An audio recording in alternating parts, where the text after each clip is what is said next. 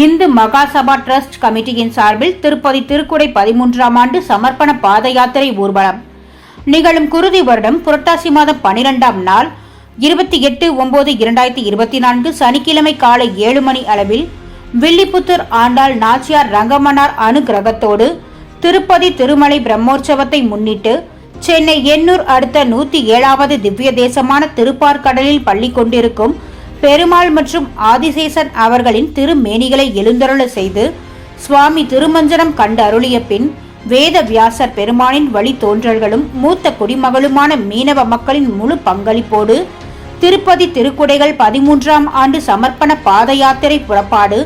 இத்திருக்குடை யாத்திரை திருமலிசை பகுதியில் 5/10/2024 சனிக்கிழமை அன்று கோவிருந்தவள்ளி வழியாக வந்து சுமார் மாலை 6:30 மணியளவில் திருமலிசை கூற்றோட்டில் வந்தது. நிகழ்ச்சி ஏற்பாடு திருப்பதி திருமலை பாத யாத்திரை குழுவினர், திருமலிசை. சான்றோர் குரல் செய்திகளுக்காக பூபாலன், உடன் செய்தி வாசிப்பாளர் முத்துலட்சுமி.